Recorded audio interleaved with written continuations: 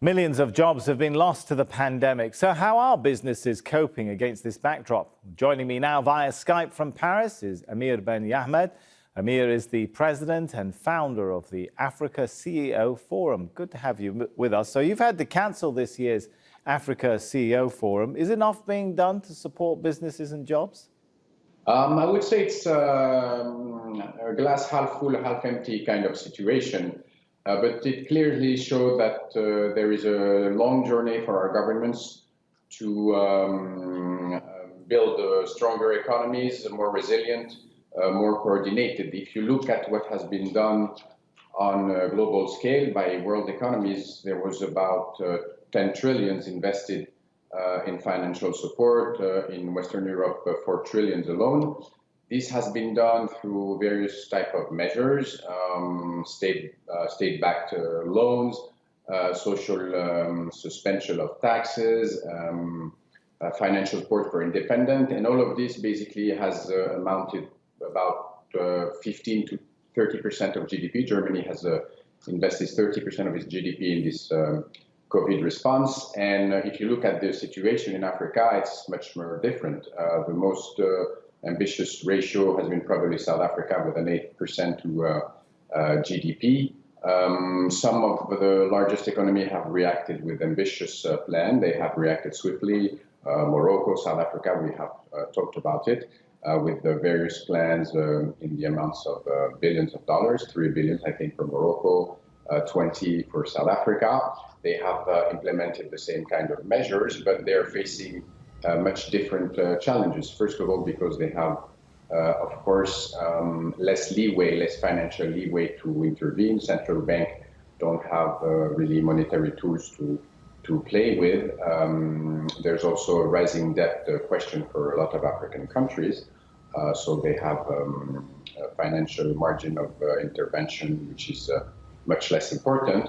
But I think one of the most important problems is the level of informal sector in most of the African economies.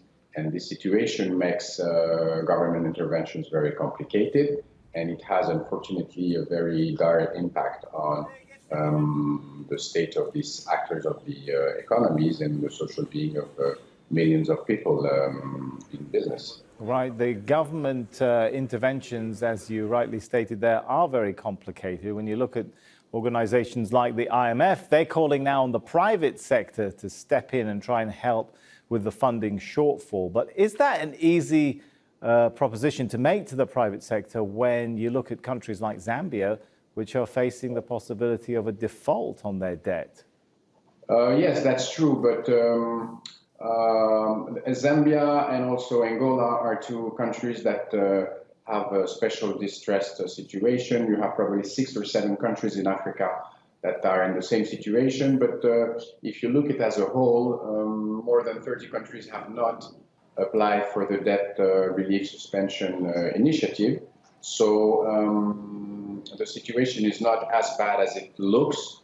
And if you also look at the recent trends within the last 10 years, a lot of countries have been able to go on the markets and attract private investments. Senegal has issued a 10-year Eurobond, which is at around 4.5% with great success. But in order to do so, they need to be very careful in their relationship with the investor. They need to fight the tax evasion. They need to broaden their tax base, and they need to formalize the informal sector we were talking about previously.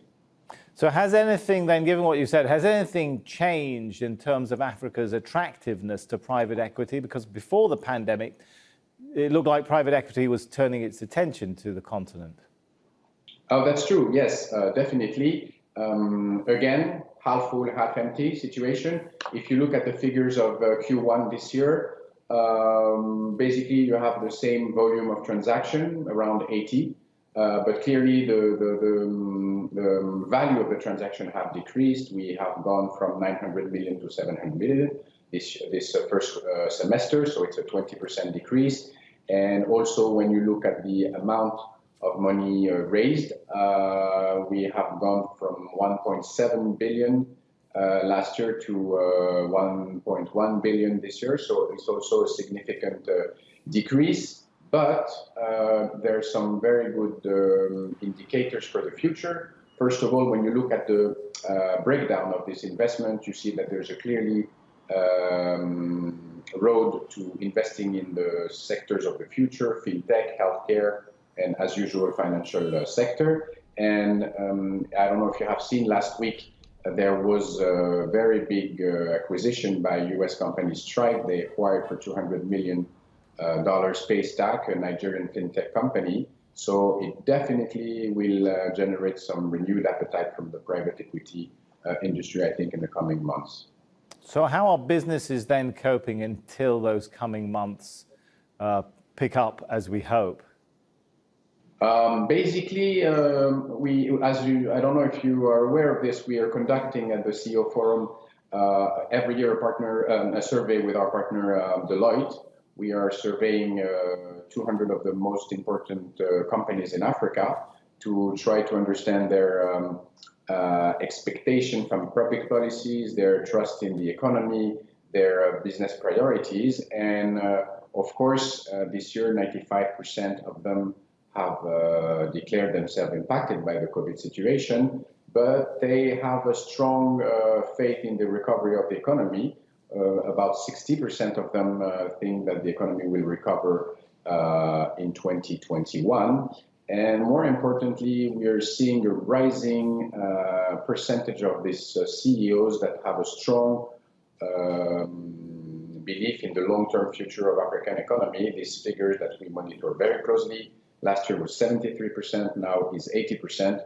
So resilience is definitely here. Oh, it's been fascinating talking to you. Thanks so much. Thank you.